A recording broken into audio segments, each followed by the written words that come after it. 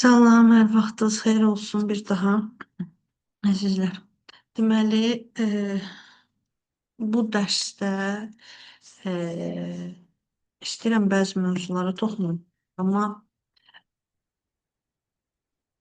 biz sizinlə yavaş-yavaş zehin gedişatını, ümumiyyətlə zehin necə işləyir, nələrdən biz şey alırıq, təsir altından düşürük və bizə ümumiyyətlə mexanizm necə işləyir, hal-hazırda onu öyrənirik. Amma öncəliklə bunu qeyd etmək istəyirəm ki, bunu niyə bilmək lazımdır? Şimdi sual verilmiş da. Mən güya bunu bilsəm nə olacaq? Bunu qeyd eləmək istəyirəm ki, əzizlər, mexanizm biləndə ki, mənim zehnim belə işləyir. Mənim zehnim müəyyən şey təsir altına qalaraq həyatıma davam etməyimə səbəb olur. Mənim seçimlərimi, mənim qorxularım, mənim ümumiyyətlə həyatda baza, yəni həyatın bazasını deyə bilərik də təşkil edir uşaqlıq dövrü. Dolayısıyla biz mexanizmi başa düşəndə analizi daha rahat eləyirik. Yəni və burada məhz dəyişim burada başlayır. Yəni insan fərqindəliyi ilə dəyişə bilər. Baxın əzizlər, misal üçün ümumiyyətlə bir dərsi ələ alaq. Biz əvvəl onun bazasından başlayıb ümumi mövzulardan başlayır, sonra keçirsən o təsir sisteminə. Nə, necə, nəyə təsir edir. Və ən önəmlisi də budur ki, əzizlər, insan şuur altının necə işlədiyini başa düşəndə özü özündə nəyisə bərpa etmək və dəyişmək daha asandır. Və misal üçün belə izah edeyim. Bugün məhz bu mexanizmin niyə önəmli olduğunu və nəyin bağlantıların necə qurulduğunu izah edəcəm.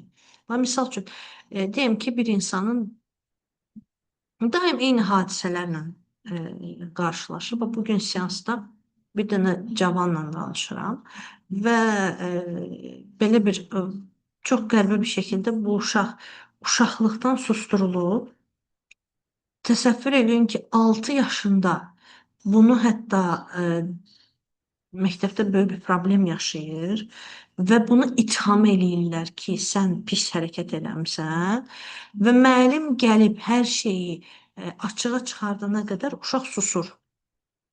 Yəni uşaq artıq körpəlikdən susmağa öyrəşilir. 13 yaşında yenə baxın 6 yaş, 6'nın 2 qatı, 12-13 yaşında. Yenə bu tür hadisələrlə baş verir. Uşaq yenə boşluğa düşür. Amma yenə müəllim gəlir onu o boşluqdan çıxardır. Gəlir 27 yaşına, bu səfər də daha doğrusu 18-19 yaşında sevdiği bir insan olur. Hemen o sevdiği insan ona daha güçlü hissettirir. Ama o insan hayatından çıxandan sonra yenə bir boşluğa düşür. Baxın, fikir verin silsiləyə, misallar üzərindən izah eləməyə çalışacağım. Niyə boşluğa düşür? Çünki zehin idarə olunmağı, zehin daim kimsə gəlib səni xilas etmə modundadır. Yəni özü özünü işdən çıxarda bilmir, vəziyyətdən çıxarda bilmir. Amma onu da qeyd edeyim ki, çox qəribə bir şəkildə bu insan iş həyatında, baxın, iş həyatında tam tərsidir. İş həyatında bütün problemləri bu həll eləyir. Özü çox rahatlıqla həll eləyir. İndi gəlin baxaq. Niyə öz şəxsi həyatında susmağa öyrəşdirilən uşaq həmən o vəziyyətdə təsir altına qalır, daim susur, gözləyir ki, kimsə gəlib bunu xilas edəcək. Amma iş həyatında isə tam tərsi, iş həyatında çox zirəklik, daim zirəklik göstərir. Hətta ən xırda problemləri belə həll eləyir. Məsələ nə yerdədir? Kim yazır? Niyə şəxsi həyatında bu insan şey eləyə bilmir? Bax, məsələləri həll eləyə bilmir, amma iş həyatında həll eləyə bilir.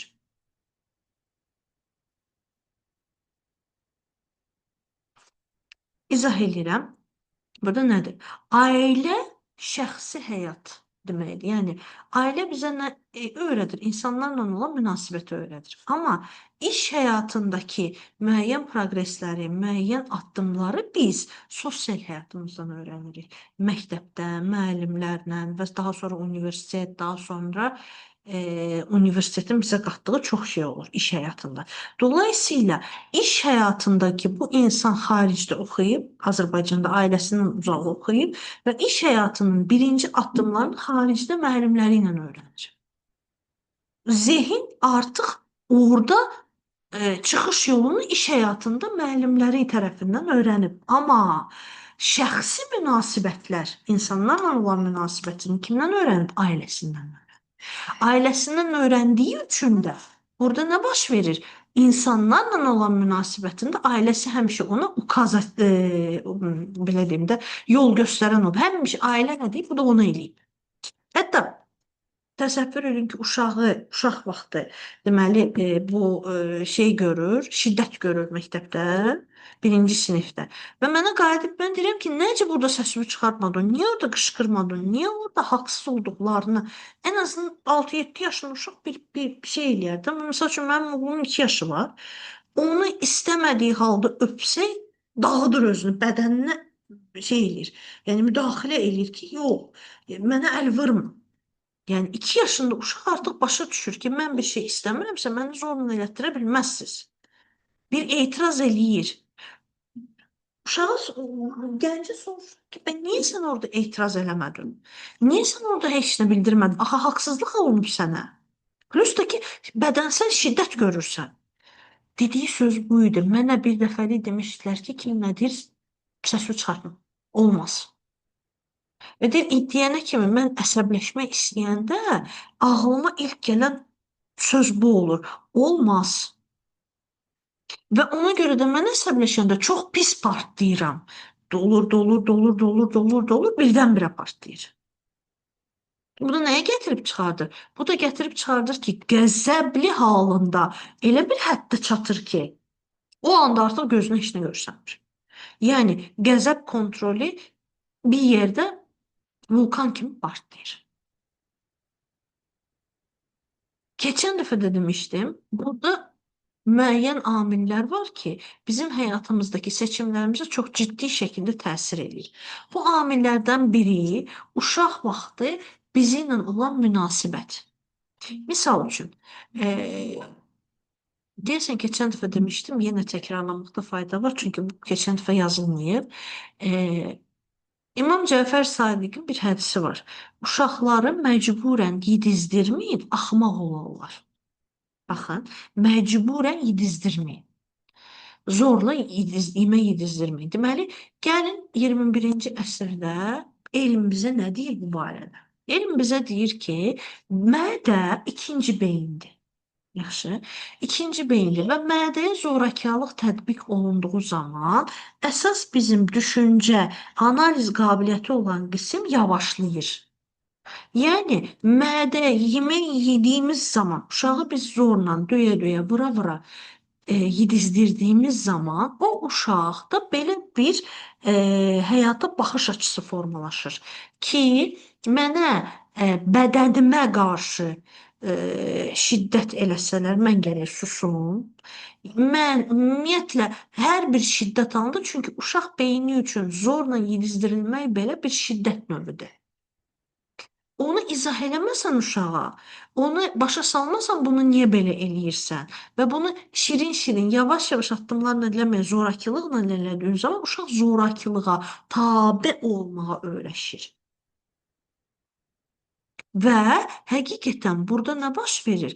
Uşaq artıq deyir ki, mənə sən hansı zorakılığı tətbiq eləyirsən elə, mən baş üstə deməliyəm. Görürsünüz? Yəni neyini? Uşaq düşünmə qabiliyyətini itirir.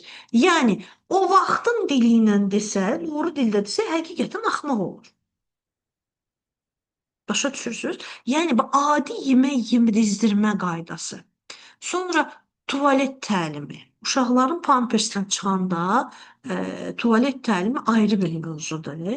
Sadəcə bunu qeyd eləmək istəyirəm ki, biz indi səbəb-nəticəni öyrənirik də, düzdür? Məsəl üçün, uşaqlar ki, tualet zamanı şiddət görürlər. Deyəlim ki, məsəl üçün, pampersdən çıxarmışlar, onu sidiyin və ifraz olunmağını biz ayaq yolunda öyrədirik. Orada əgər şiddət uygulasaq o uşağa, uşaq artıq psixosomatik olaraq daim qəbizlik yaşaya bilər.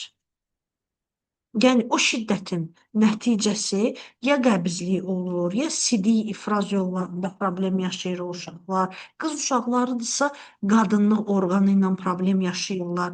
Yəni bu uşaq o yerdəki şiddət görür, o funksional olaraq orada daim problem yaşayacaq. Üstəgəl, həyat yoldaşı ilə gələcəkdə də çox ciddi problemlər yaşayır. Niyə? Çünki tualet təlimi cinsiyyət təlimi ilə bərabər gəlir. Yəni insan orada öz bədənini kəşf etməyə başlayır. İnsan orada öz bədənin necə işlədiyini, artıq fərqli işlədiyini anlayır, özünü cinsiyyət kimi, şəxsiyyət kimi anlamağa başlayır və orada şiddət gördüyü zaman bu şəxsiyyət məsələləri pozula bilər.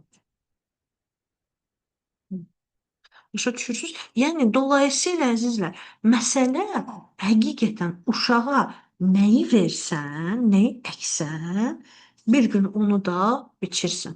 Məsəl üçün, bəzi yeniyetmələr var ki,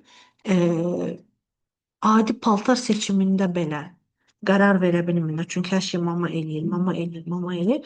Sonra ömür boyu səssiz balıq kimi yaşayırlar. Həmişə kiminsə təsdiqini gözləyirlər bir addım atmaq üçün. Özləri addım ata bilmirlər. O bayaq danışdığım gəncdə də sevdiyi insan ona bir gün belə bir sual soruşub ki, sən özün qərar verə bilmirsən. Sən özün bir addım atmamışdan qabaq özün qərar verməlisən. Niyə dəqiq başı məndən soruşursun? Çünki təsdiq axtarır. Və əsrin xəstəliyi var, people pleaser deyirik. Yəni insanları daim sevdirməyə çalışan, insanları özündən razı saxlamağa çalışan insanlar var. Bax, o insanlar həqiqətən uşaqlıqda susturulan, uşaqlıqda fikir bəyan etdiyi zaman onlara müdaxilə olunan uşaqlardır ki, özlərinin fikrini heç kimə çatdıra bilmirlər və başlayırlar insanları daim belə razı salmaq üçün hər şey eləyirlər. Və bəzi yerlərdə ki, yox deməlidir insan, bax o insanlar yox deməyi bacarmır.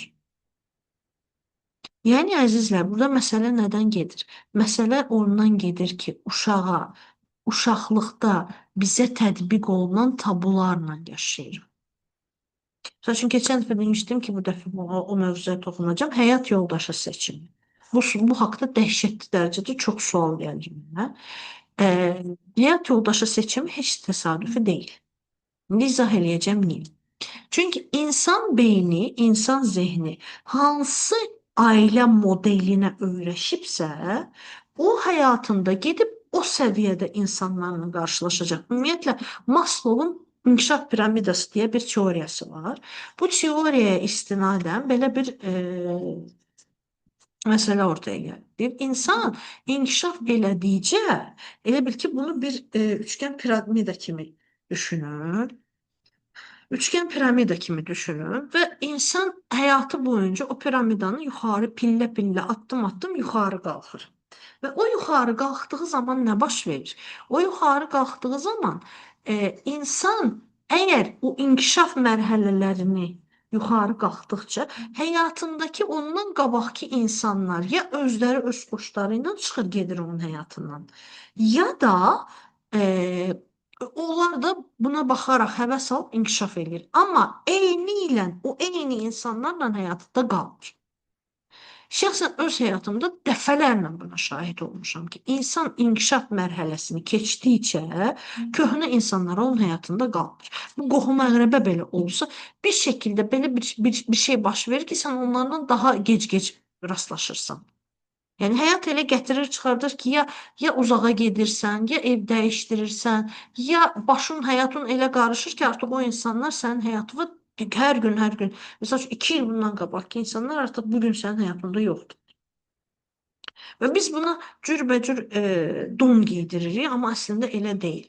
İnsan sadəcə inkişaf mərhələlərini keçdikcə həyatında köhnə insanlar qalmır. İndi gəlirəm bunu həyat yoldaşı seçim. Baxın əzizlər, insanın səviyyəsi nədirsə, onun səviyyəsinə uyğun insan gəlir. Hətta dinimizdə belə bir hədis də var. Mən o da hədisi eşidəndə şok olmuşdum. Deyir, həyat yoldaşı seçimi elə bir şeydir ki, Allah orada deyir ki, mənə bütün peyğəmbərlər, bütün mələklər bir araya gəlsə, dua eləsə ki, filan kəsə nəsib olsun, mən o duanı qəbul eləmirəm. Niyə?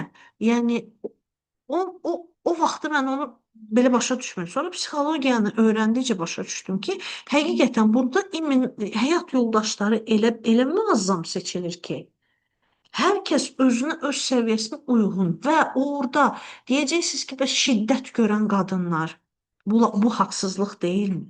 Bəli, yəni burada belə bir məsələ var ki, o qadının həyat tarixçəsini araşdırdığın zaman görürsən ki, o qadın ata evində də şiddət görüb.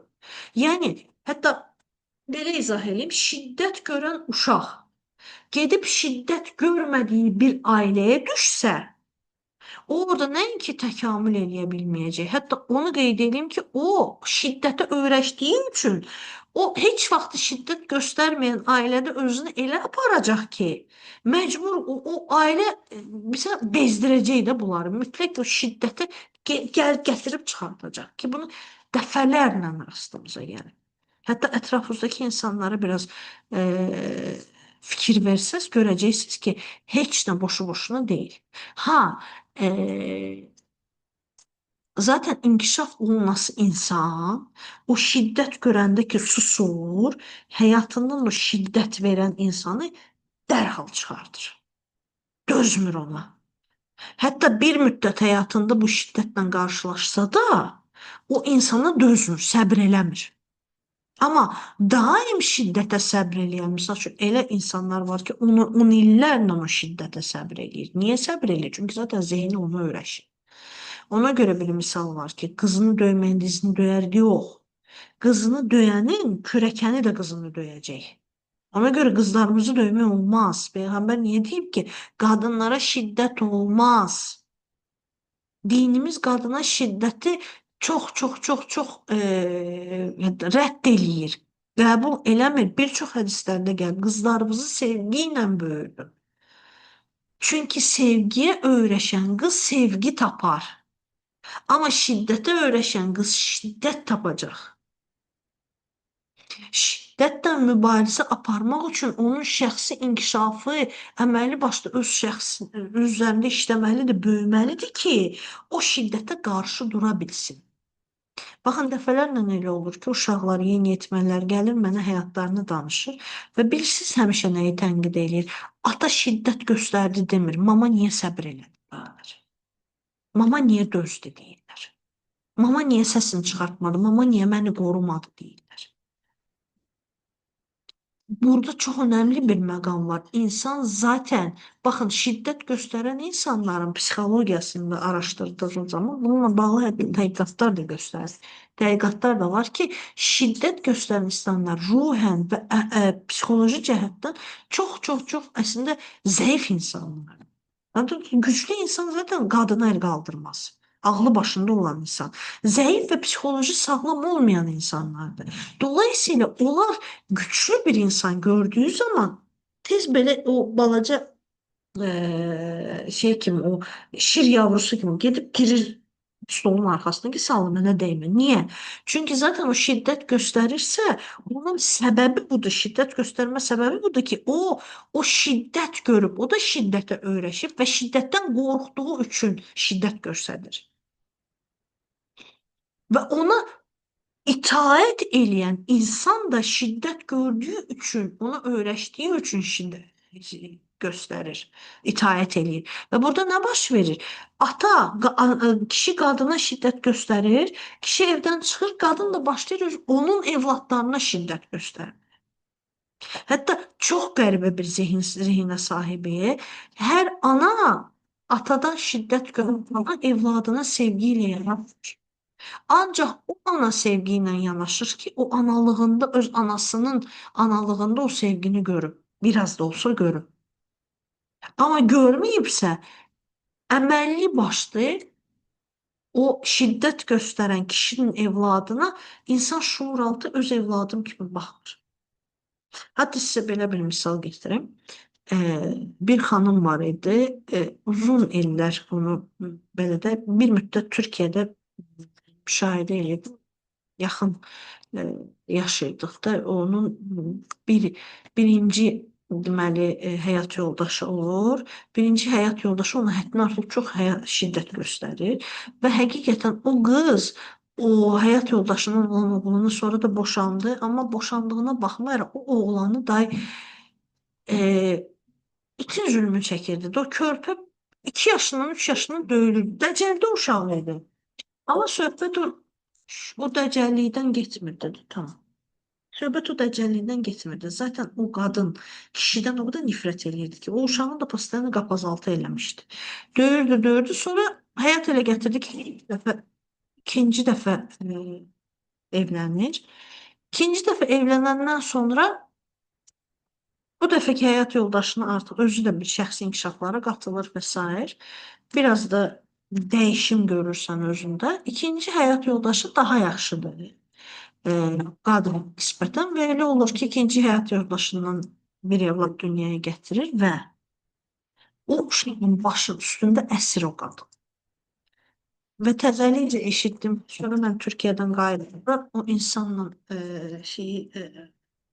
rabitəmi itirdim falan. O gün keçənlərdə Facebookda yazmışdı. Deyir ki, uşağım böyük oğlu, birinci həyat yoldaşının oğlu, deyir, xəstəxanaya yatırmışam. Dedim, niyə? Dedi, psixiatrik xəstəxanaya gedib yatıb, uşaq özünü öldürmək istəyir. Və mən ona sadəcə bir cümlə yazdım ki, dedim, kaş ki, və mənə dedi ki, çox peşmanam, kaş ki, sənə dua alsaydım. Dedim, kaş ki, o vaxtı nifrətimin fərqində olsaydım. Çünki sənin o uşağın nifrətin o uşağa qarşı deyil. O uşağa qarşı deyil. Sənin nifrətin birinci həyat yoldaşı qarşı. Yəni, bəzən qadının evladlarına əl qaldırırlar. Yəni, mən bunu bütün məsuliyyətimlə deyirəm. Bəlkə də çox insan buna narazıçılıq göstərəcək. Çünki belə deyim, sərf eləmir o söz. Amma həyat yoldaşını sevməyən qadın onun uşağını sevmir. O uşağı sevməsi üçün o qadın əməlli başlı bir dəyişim sürecinə girməlidir ki, evlad mənim evladımdır hiss etsin. O onu hiss eləməsə, o bilinçlə girməsə, o fərqindəliyi yaşamasa, həyat yoldaşını sevməyən qadın heç vaxt o uşaqları sevməyəcək. Qətiyyən sevməyəcək. Yəni, əzizlər, burada çox-çox önəmli bir məqam var. Uşaqların üstünə qışqırdığımız zaman ya da uşaqlarla dava elədiyimiz zaman biz bir şeyə, önəmli nöqtəyə özümüzdə o analiz eləməliyik ki, mən evladımla niyə dava edirəm? Əslində evladımla dava edirəm, yoxsa qaynanamın, qaynatamın, ərimin, nə bilim, ərimin qohumlarının əsəbini uşağıma tökürəm. Bax, burada ciddi bunu siz analiz etmək lazımdır. Analiz etməsək uşaqlara çox böyük zərər vermiş olar. Ki veririk. Dolayısıyla məsələ burada ona görə şəxsi inkişaf o qədər önəmlidir ki, insan elədiyi hərəkətin kökü hardan gəlir? Mən bu hərəkəti niyə görə eləyirəm? Mən niyə qışqırıram? Və yaxud mən niyə evladımı döyürəm? Əslində səbəb nədir? Mən evladımdanmı icəşirəm, yoxsa mənim problemim hal-hazırda başqa bir insanla beynimdə davanı püskürdürəm uşaqlara. Bunu analiz etməyi bacarmaq lazımdır. Analiz etməyi bacarmaq üçün də insan əvvəl öz uşaqlığını, sonra mama ilə, öz anası ilə atasının olan münasibətini analiz etməlidir. Baxın, mən bunu dəfələrlə qadınlara deyirəm ki, biz qadınlar analığı analarımızdan öyrənirik. Kişilərimiz də atalığı atasından öyrənir. Baxın, fikir verin, tez-tez rastlaşa bilərsinizsə, bəlkə də evimizdə həyat yoldaşlarımızda da o xüsusiyyət var.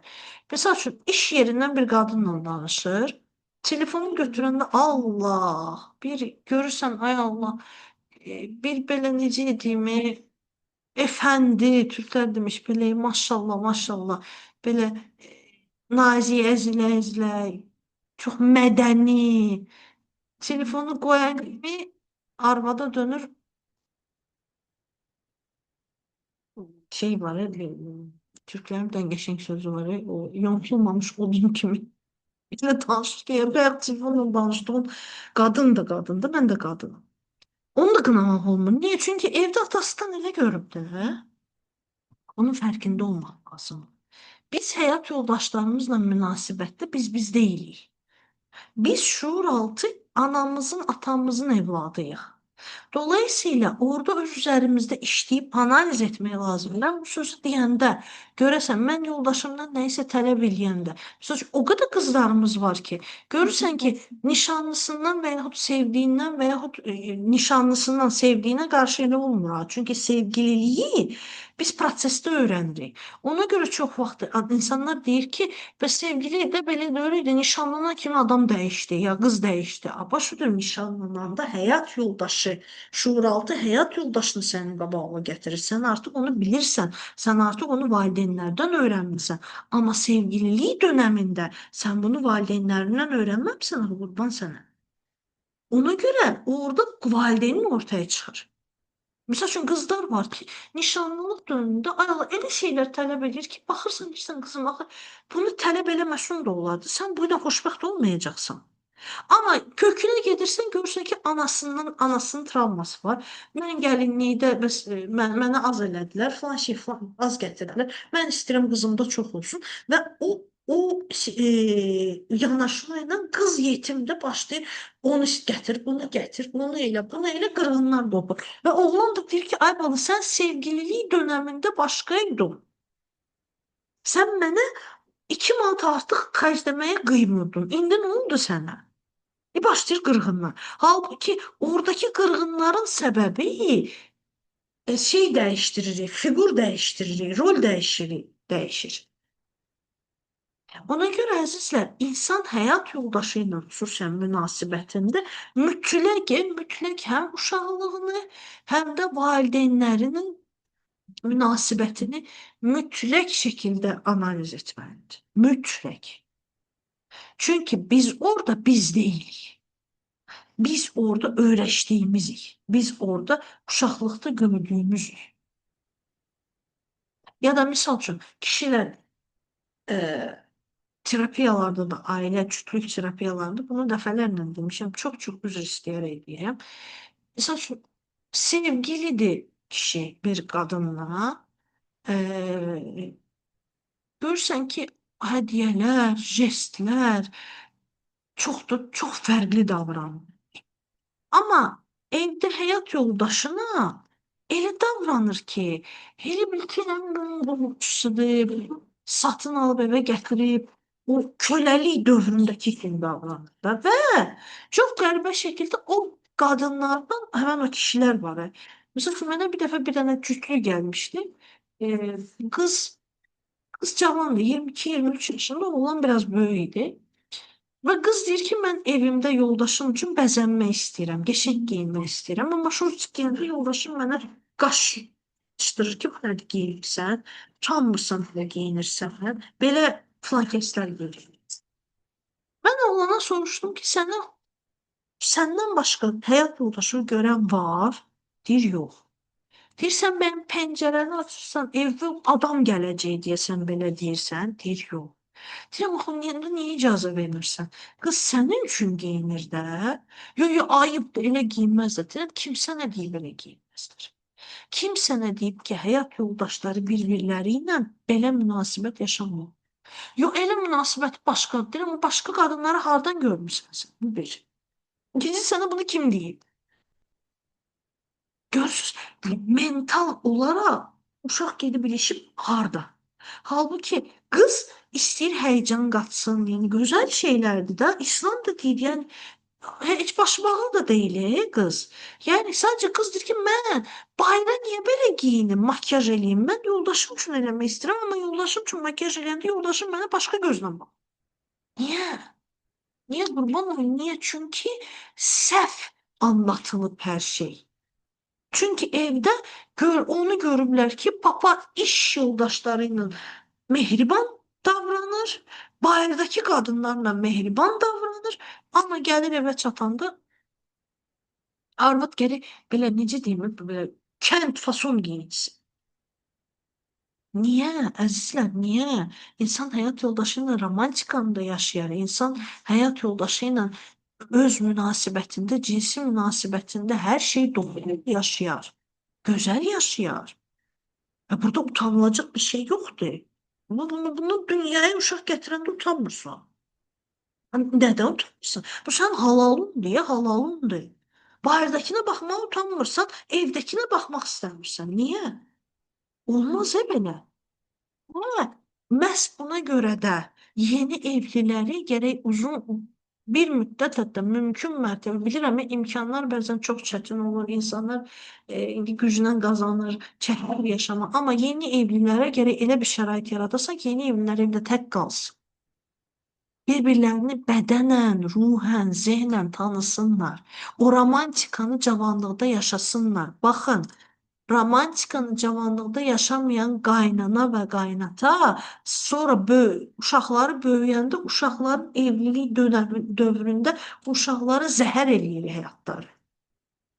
Fikir verin qaynanaların, qaynataların davaları adətən niyə belə gəzdin, niyə getdin, niyə geç getdiniz, niyə ora getdiniz, niyə bura getdiniz? Başa düşürəm, gənc eləməlidir də bunu. Bunu haçan eləsin? Uşaq olmamışdan qabaq o dolu-dolu o şeyi tək qalmağı yaşamalıdır evlilər. Bilirsiniz niyə? Ki uşaq olandan sonra, baxın, burada çox önəmli bir məqam var. Uşaq olandan sonra mən bu uşağı doğdum, heç nə yaşaya bilmədimin əzəbini, qəzəbini uşağa tökməsinlər deyə. O uşağı sevgi ilə bağrına bassın. Bilirsiniz çox vaxtı qadınlar niyə uşaqlarına kin, qəzəb qusur? Çünki yaşaya bilməyib. Biz niyə yaşlılar çox vaxt qəzəb qusur? Yaşamadıqlarının qəzəbini. Nəfs imkan vermir. Yaşaya bilməyib, şəraiti olmayıb, ona görə cavanlara da yaşamağa icazə vermir. Nəfs imkan vermir. Başa düşürsünüz? Zehin imkan vermir. Zehin baxıllıq eləyir, zehin əsəbləşir. O niyə yaşayır, mən yaşamamışam, sən niyə yaşayırsan? Qaynanaların əksəriyyətində arasında. Ona görə cavanlara yaşamağa imkan vermək lazımdır. O baxın, sadəcə cavanları yox. O həyat yoldaşları ki, uşaqları artıq böyüyüb, artıq uşaqların öz həyatı var. Onlar da arvad saatını çoxaltmalıdır həyatında. Uşaqlarsız bir yerə getməlidir. Daim hər yer uşaqlarla deyil, arada ər-arvad saatı olmalıdır. Hər həyat yoldaşının özünə məxsus bir saatı olmalıdır, əzizlər. Yoxsa o evliliklər çürüyür, ona görə batır. Kişilərin nəfsi bizdən daha zəifdir. Onlar gedirlər, görürlər. Onlar çox çətindir bayırdakı həyatın qarşısına müqavimət göstərmək. Qadın kimi deyirlər, onların zəhni fərqli işləyir. Ona görə qadını ilə bir baş-başa çay saatı, kinoya baxsın evdə uşaqlar yatandan sonra mütləq bir söhbət, mühabbət olmalıdır. Olmasa evlilik zəhərə dönər və o zəhərdə uşaqları tökülür. Onda evliliklər çəkilməz hala gəlir. Zaten qaynana-qaynata faktoru var, o da heç deyil. Demirəm hamını, amma əksər ailələrdə maalesef var. Ona görə həyat yoldaşları bir-birinin gözünün içinə baxmalıdır. Ona görə həyat yoldaşları bir-biri ilə arada uşaqları nənə babaya qoyub bir-iki saatlıq baş-başa qalmalı. Amma deyirsiniz ki, eləyə bilmirik, onda gedin öz uşaqlığınıza, həyat yoldaşınız da öz uşaqlığına, özü də əksər vaxtı da bax qadınlar, biz bunu səhv eləyirik. Həyat yoldaşımızın bütün psixoloji problemləri, uşaqlıq travmaları hamısını əzbər bilirik. Maşallah, kitab yazarıq. Gəl gör ki, özümüzə çatanda özü də analiz edir, elə. Həyat yoldaşlığı, anası ilə olan münasibəti, atası ilə olan münasibəti, narsistliyi varmı, yoxmu? Hər şey var. Keçən bir dənə qız yazıb mənə Dağıstandan. Qız deyir ki, boşanıram, bəs belə falan mən yoldaşımın narsist olduğunu aşkar eləmir. Anası ilə olan münasibət belə, atası ilə olan münasibət belə mənə mesaj atdı. Qıza soruşdum, dedim ki, maşallah həyat yoldaşınızı əməlli başlı psixoloji, psixoanalizini eləmişsiniz. Bəs sizdən bir şey soruşacağım. Özünüzün psixoanalizini nətər görürsünüz? Qız, yo, mən qurbanam, mən falanam. Dedim, yox əzizim, elə şey yox. Əgər sənin həyatına narsist giribsə, sən o narsistliyə hardasa öyrəşmirsən ki, o sənin həyatına girib. O elə belə sənin həyatına daxil olub. Yəni həyatımızdakı insanlara, insan fakt, insana fokuslananda əsl səbəb nəticəni görmürük. Baxın, həyatımızdakı insanlara fokuslanmayaq. Onlar bizə məktub gətirəndir. Həyatımıza gələn hər bir insan poçtalyon rol oynayır. Nə zaman ki, insanı bir tərəfə qoyub, o insanın gətirdiyi məktuba fikir versəydi, və oxumağa başlasaq, bax, dəyişim orada başlayacaq. Orada əgər o insanın rolu bitsə həyatından çıxacaq, ya da həyatında qalıb sənə qarşı mütləq dəyişəcək. Bax, bu qızıl qanundur. İndi WhatsApp-da yığıram, çünki Zoom-dan vaxt bitdi. Bu videonu da mən qrupa atacağım inşallah.